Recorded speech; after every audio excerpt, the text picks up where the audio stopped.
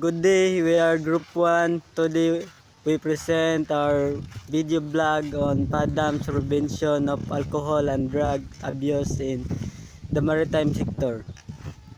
Our chosen topic, impact of substance abuse and safety at the sea. This cadet reported for duty after drinking alcohol. Because of this, he is not alert and may cause accident. Substance abuse is dangerous, especially in maritime work. It affects thinking, balance, and decision making. Badams helps us stay safe. Prevention, avoid alcohol and drugs. Alert, know the warning signs. Danger, understands the risk at sea. Assessment, check the situation. Management, take the right action. Support, promote a drug-free environment. As maritime students, we must always stay safety.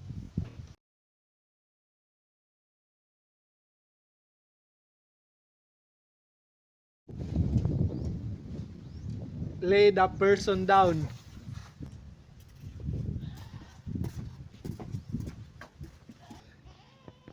Raise the legs slightly.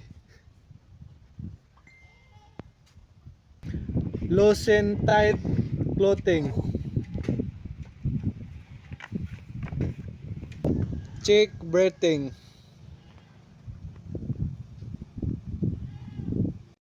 Call a help if the person does not wake up. Midi, this is second mate Ranger Miller and there is a man unconscious. I need backup. The victim is CPR'd right now because it's unconscious.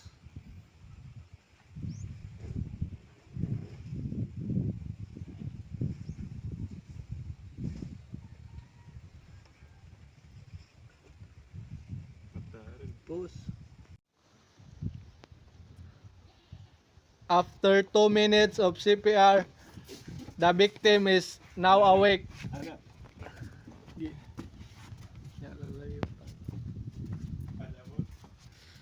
The victim is just woke up. No. Don't give drinks and don't leave it alone.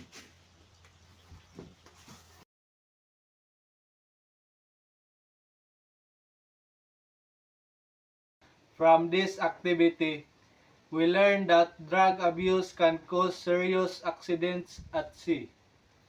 PADAMS helps us prevent danger and make safe decisions. We also learned that knowing basic first aid can save lives. This activity helps us work better as a team. Thank you. That's all. That's all. That's all for today's vlog. Guys,